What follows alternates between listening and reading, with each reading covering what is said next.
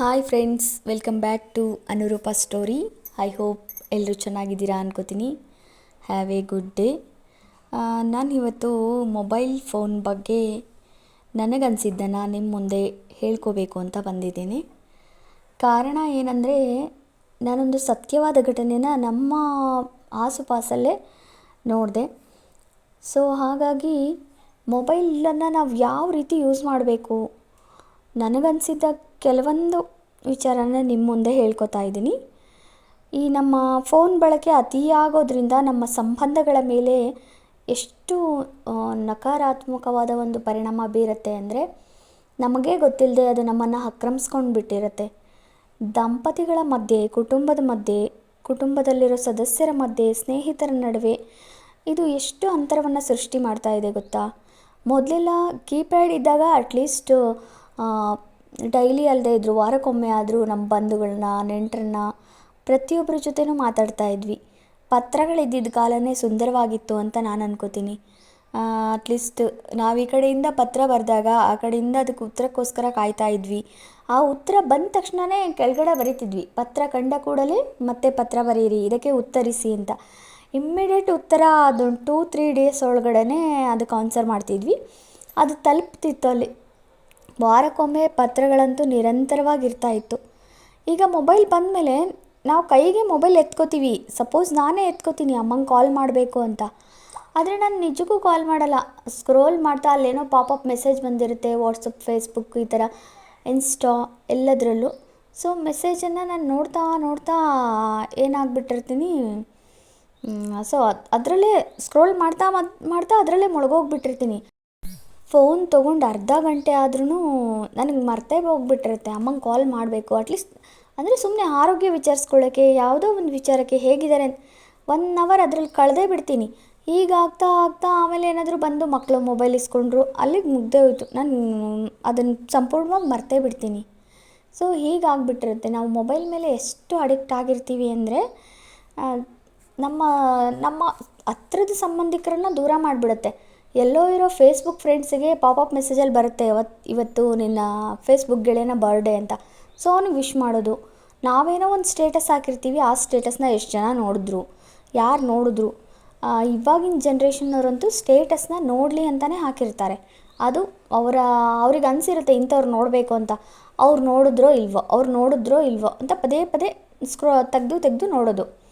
ಇವರಿಗೆ ಹೀಗೋ ಡೈರೆಕ್ಟಾಗಿ ನನಗೇನೋ ಒಂದು ಆಯಿತು, ನಾನೇನೋ ಒಂದು ತೊಗೊಂಡೆ, ಇವಾಗ ಕಾರ್ ತೊಗೊಂಡ್ರು, ಮನೆ ತೊಗೊಂಡ್ರು, ಎಲ್ಲೋ ಒಂದು ಪ್ಲೇಸಿಗೆ ಹೋದರು, ಏನೋ ಒಂದು ವಿಶೇಷ ತಮ್ಮ ಖುಷಿನ ಅವರು ಈ ಸಾಮಾಜಿಕ ಜಾಲತಾಣದಲ್ಲಿ ಹಂಚ್ಕೋತಾರೆ.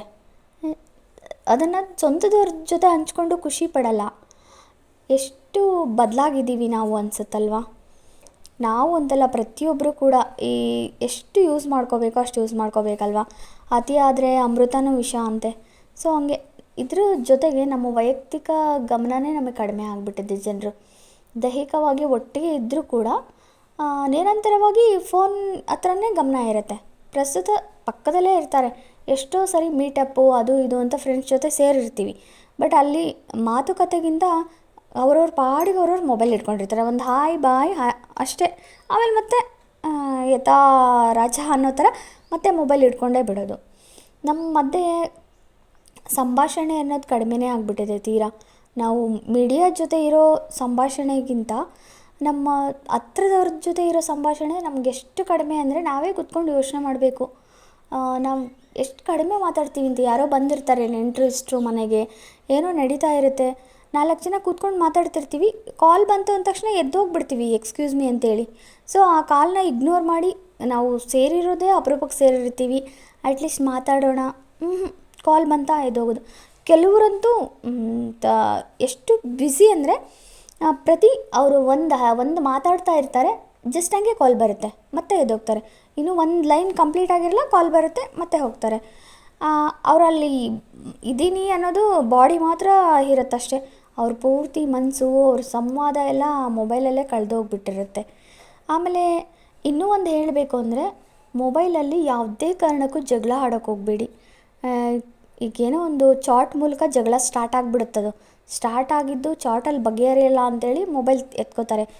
ಮನುಷ್ಯ ಎದುರಿಗಿದ್ದಾಗ ಆ ಮಾತುಗಳು ಸಹಜವಾಗೇ ಬರಲ್ಲ. ಯಾವುದೇ ಒಂದು ಒಪ್ಪಂದ, ಒಡಂಬಡಿಕೆ ಅಥವಾ ಏನೇ ಒಂದು ಮನಸ್ತಾಪಗಳನ್ನು ನೇರ ಕೂತು ಬಗೆಹರಿಸ್ಕೊಳ್ಳಿ.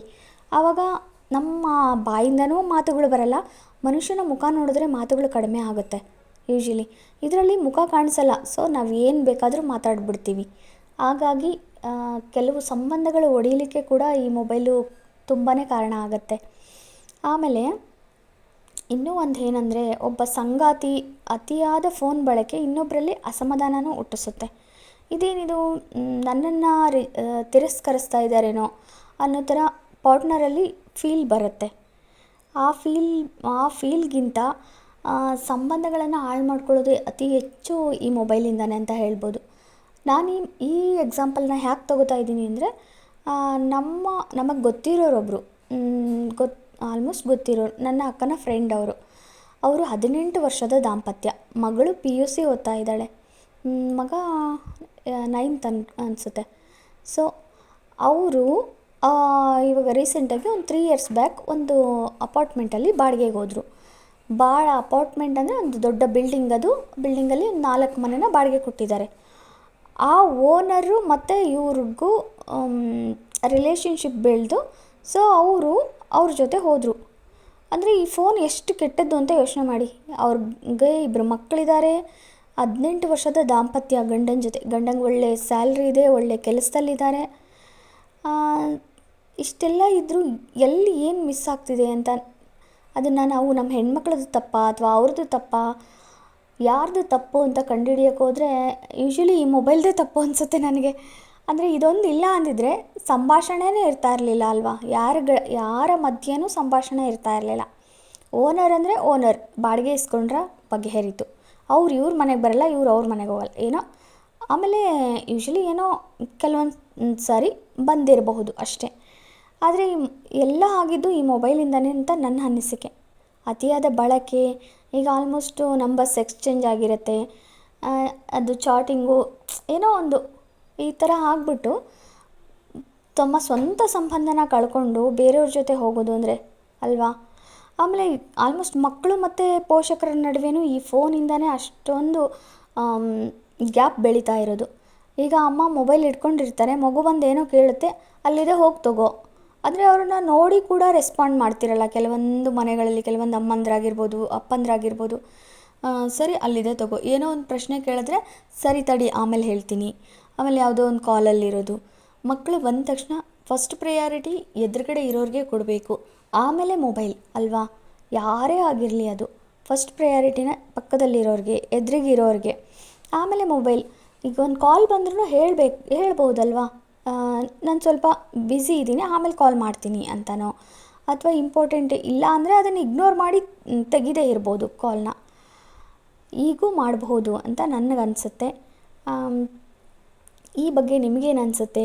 ಈ ಮೊಬೈಲ್ ಬಳಕೆ ಅತಿ ಆದರೆ ಏನೆಲ್ಲ ಸಮಸ್ಯೆಗಳಿದ್ದಾವೆ ಅಂತ ನಮ್ಗೆ ಆಲ್ರೆಡಿ ಗೊತ್ತು. ಕಣ್ಣಿಗೆ ಎಫೆಕ್ಟ್ ಆಗುತ್ತೆ, ಮೆದುಳಿಗೆ ಎಫೆಕ್ಟ್ ಆಗುತ್ತೆ. ಆಮೇಲೆ ತುಂಬ ಇದರ ವಿಕಿರಣಗಳಿಂದ ನಮಗೆ ದುಷ್ಪರಿಣಾಮ ಆಗುತ್ತೆ. ಇವೆಲ್ಲ ಮೇಲ್ನೋಟಕ್ಕಾದರೆ ಇನ್ನು ಒಳಗಡೆ ಅಂತೂ ತುಂಬಾ ಎಫೆಕ್ಟ್ ಆಗುತ್ತೆ. ಇದು ನಮ್ಮ ಬಾಂಧವ್ಯ ಕಡಿಮೆ ಆಗ್ತಾಯಿದೆ.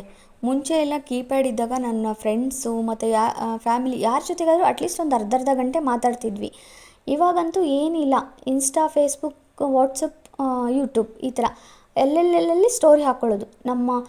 ಈವನ್ನು ರೀಸೆಂಟಾಗಿ ನಮ್ಮ ರಿಲೇಟಿವಲ್ಲಿ ಒಂದು ಫಂಕ್ಷನ್ ಆಯಿತು, ತೊಟ್ಲು ಕಾರ್ಯಕ್ರಮ.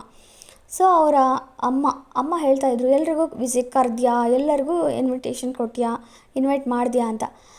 ಅವ್ರ ಮಗ ಏನು ಆನ್ಸರ್ ಮಾಡ್ದ ಗೊತ್ತಾ, ಅಮ್ಮ ಗ್ರೂಪಲ್ಲಿ ಇನ್ವಿಟೇಷನ್ ಹಾಕಿದ್ದೀನಿ ಅಂದಮೇಲೆ ದಟ್ಸ್ ಆಲ್, ಕರ್ದಂಗಲ್ವಾ, ಕೆಳಗಡೆ ಇನ್ವಿಟೇಷನ್ ಹಾಕ್ಬಿಟ್ಟು ಬನ್ನಿ ಎಲ್ಲರೂ ಅಂತ ಹಾಕಿದ್ದು. ದಟ್ಸ್ ಆಲ್, ಬರ್ತಾರೆ ಬಿಡು, ಮತ್ತೆ ಫೋನ್ ಮಾಡಿ ಕರೆಯೋ ನೆಸಿಟಿ ಇದೆಯಾ ಅಂತ ಕೇಳ್ದ. ಜನ್ರೇಷನ್ ಎಲ್ಲಿಗೆ ಬಂದಿದೆ ನೋಡಿ. ನೆಕ್ಸ್ಟ್ ಎಲ್ಲ ಮದುವೆ ಇನ್ವಿಟೇಷನ್ ಕಾರ್ಡ್ ಕಳಿಸ್ಬಿಟ್ರೆ ಸಾಕು, ಬನ್ನಿ ಅನ್ನೋ ಲೆಕ್ಕಕ್ಕೆ. ಅಂದರೆ ಮಾತಾಡೋಕ್ಕೂ ಪುರ್ಸೊತ್ತಿಲ್ಲ ಜನಗಳಿಗೆ. ಇದನ್ನು ಪುರ್ಸೊತ್ತು, ಆಮೇಲೆ ಇದನ್ನು ಅವ್ರು ತಪ್ಪು ಅಂತಲೂ ಹೇಳೋಕ್ಕಾಗಲ್ಲ. ಅದು ಹೆಂಗೆ ಅಂದರೆ ಆಲ್ರೆಡಿ ಅವರು ಬೆಳೆದು ಬಂದಿರೋ ರೀತಿ. ಈಗಿನ ಮಕ್ಕಳಿಗೆ ಯಾರಿಗಾದರೂ, ಈಗಿನ ಮಕ್ಕಳು ಅನ್ನೋದಕ್ಕಿಂತ ಈಗಿನ ಯಂಗ್ ಜನ್ರೇಷನ್ನಿಗೆ ಆ ಜನ್ರೇಷನ್ನವ್ರು ಇದ್ದಾರಲ್ಲ, ಅವ್ರಿಗೆ ಯಾರಿಗಾದ್ರೂ ಮಾರ್ಕೆಟಿಗೆ ಹೋಗಿ ತರಕಾರಿ ತನ್ನಿ ಅಂದರೆ ಖಂಡಿತ ಅವ್ರಿಗೆ ತರಕಾರಿ ತಗೊಳ್ಳೋಕ್ಕೂ ಬರಲ್ಲ, ವ್ಯಾಪಾರ ಮಾಡೋಕ್ಕೂ ಬರಲ್ಲ. ಏಕೆಂದರೆ ಎಲ್ಲ ಆನ್ಲೈನಲ್ಲೇ ಬುಕ್ ಮಾಡು, ಆನ್ಲೈನಲ್ಲೇ ರಿಟರ್ನ್ ಮಾಡು, ಸೊ ಆನ್ಲೈನ್ ಪೇಮೆಂಟ್. ಹಂಗಿದ್ದಾಗ ಅವ್ರಿಗೆ ನೇರ ಮಾತಾಡಿ, ನೇರ ಸಂವಹನ ಮಾಡಿ ಅವ್ರಿಗೆ ಏನು ತೊಗೊಳೋದೂ ಗೊತ್ತಿರಲ್ಲ. ಆದಷ್ಟು ನಾವು ನಮ್ಮ ಮಕ್ಕಳಿಗಾಗಿರ್ಬೋದು ಅಥವಾ ನಮ್ಮ ಮುಂದಿನ ಪೀಳಿಗೆಗೆ ಈ ಥರ ಅಂದರೆ ನೇರ ವ್ಯವಹಾರ ಮಾಡೋದು, ಈ ಪ್ರಕೃತಿ ಜೊತೆ ಬೆರೆಯೋದಕ್ಕೆ ಬಿಡಬೇಕು. ಎಲ್ಲ ಬರೀ ಮೊಬೈಲಲ್ಲೇ ಸರ್ಚ್ ಮಾಡು, ಈಗ ಪ್ರತಿಯೊಂದು ಸಿಗುತ್ತೆ ಆನ್ಲೈನಲ್ಲಿ, ಬಟ್ಟೆ, ಹಾಲು, ತರಕಾರಿ ಪ್ರತಿಯೊಂದು ಸಿಗುತ್ತೆ. ಬಟ್ ಅವರು ಹೊರ್ಗಡೆ ಹೋಗೋದು ಯಾವಾಗ, ಸೂರ್ಯನ ನೋಡೋದು ಯಾವಾಗ ಅಲ್ವಾ? ಮತ್ತು ಇಲ್ಲೇ ನೋಡಿಬಿಡ್ತಾರೆ, ಮೊಬೈಲಲ್ಲೇ ಸೂರ್ಯ ನಮಸ್ಕಾರ ಹಾಕಿಬಿಡ್ತಾರೆ. ಸೊ ಹೊರ್ಗಡೆ ಕರ್ಕೊಂಡು ಹೋಗಬೇಕು, ನಮ್ಮ ಜೊತೆ ಮಾರ್ಕೆಟಿಗೆ ಕರ್ಕೊಂಡು ಹೋಗೋದು, ಗ್ರಾಸರಿ ಶಾಪ್ಗೆ, ಪ್ರತಿಯೊಂದಕ್ಕೂ ಹೊರ್ಗಡೆ ಕರ್ಕೊಂಡು ಹೋಗಬೇಕು ಮಕ್ಕಳನ್ನು. ಪರ್ಚೇಸ್ ಮಾಡೋದು ಹೇಗೆ, ಅಟ್ಲೀಸ್ಟ್ ಬಾರ್ಗಿನ್ ಮಾಡದೇ ಇದ್ದರೂ ಅವ್ರು ಕರೆಕ್ಟಾಗಿ ತೂಕ ಅವೆಲ್ಲ ವೇಯಿಂಗ್ ಎಲ್ಲ ನೋಡ್ಕೊಳ್ಳೋದು, ಹೊರ್ಗಡೆ ಸುತ್ತಾಡಿಸ್ಬೇಕು. ಬರೀ ನಾವು ಮೊಬೈಲಲ್ಲೇ ಶಾಪ್ ಮಾಡ್ತಾ ಹೋದರೆ ಮಕ್ಕಳು ನಮ್ಮನ್ನೇ ಅನುಸರಿಸ್ತಾ ಹೋಗ್ತಾರಲ್ವ. ಸೊ ಆದಷ್ಟು ಮೊಬೈಲ್ ಬಳಕೆನ ಕಡಿಮೆ ಮಾಡಿ, ನಿಮಗೆ ಅಗತ್ಯ ಇದ್ದಾಗ ಉಪಯೋಗಿಸ್ಬಿಟ್ಟು ಆಮೇಲೆ ಎತ್ತಿಟ್ಬಿಡೋದು. ಮಕ್ಕಳ ಜೊತೆ ನಾವು ಪುಸ್ತಕ ಓದ್ತಾ ಕೂತ್ರೆ ಸೊ ನಮ್ಮನ್ನು ನೋಡಿ ಮಕ್ಕಳು ಕೂಡ ಪುಸ್ತಕ ಓದ್ತಾ ಕೂರ್ತಾರೆ. ನಾವೇನು ಮಾಡ್ತೀವೋ ಅದನ್ನೇ ಮಕ್ಕಳು ಅನುಸರಿಸ್ತಾರಲ್ವ. ಸೊ ಹಂಗಾಗಿ ಆದಷ್ಟು ಮೊಬೈಲನ್ನು ಒಳ್ಳೆಯದಕ್ಕೆ ಮಾತ್ರ ಉಪಯೋಗಿಸಿ, ಅದರ್ವೈಸ್ ಅದರಿಂದ ಆದಷ್ಟು ದೂರ ಇರಿ. ಹಾಗೆ ನಮ್ಮ ಮುಂದಿನ ಪೀಳಿಗೆಗೂ ಇದರ ಪರಿಣಾಮಗಳು ಮತ್ತು ದುಷ್ಪರಿಣಾಮಗಳ ಬಗ್ಗೆ ಆಗಾಗ ಹೇಳ್ತಾ ಇರಿ. ನಾವು ಯಾವುದನ್ನು ಎಷ್ಟು ಉಪಯೋಗಿಸ್ಬೇಕೋ ಅಷ್ಟು ಉಪಯೋಗಿಸ್ಬೇಕಲ್ವ. ಅತಿಯಾದರೆ ಅಮೃತನೂ ವಿಷ ಅಂತ ಹೇಳ್ತಾರೆ. ಸೊ ಇಲ್ಲಿಗೆ ಇನ್ನೂ ಹೇಳ್ತಾ ಹೋದರೆ ಮೊಬೈಲ್ ಬಗ್ಗೆ ತುಂಬ ಹೇಳಬೇಕಾಗತ್ತೆ, ಅದು ಮುಗಿಯೋದೇ ಇಲ್ಲ. ಇವತ್ತಿನ ಇಷ್ಟು ವಿಷಯ ಸಾಕು ಅಂತ ಅಂದ್ಕೋತೀನಿ. ಸೊ ಹೇಗಿತ್ತು ನನ್ನ ವಿಡಿಯೋ? ಪೂರ್ತಿಯಾಗಿ ಕೇಳಿದ್ರಿ ಅಂದರೆ ನಿಮ್ಮ ಅಭಿಪ್ರಾಯವನ್ನು ಖಂಡಿತ ಕಮೆಂಟ್ ಬಾಕ್ಸಲ್ಲಿ ತಿಳಿಸಿ. ಧನ್ಯವಾದಗಳು.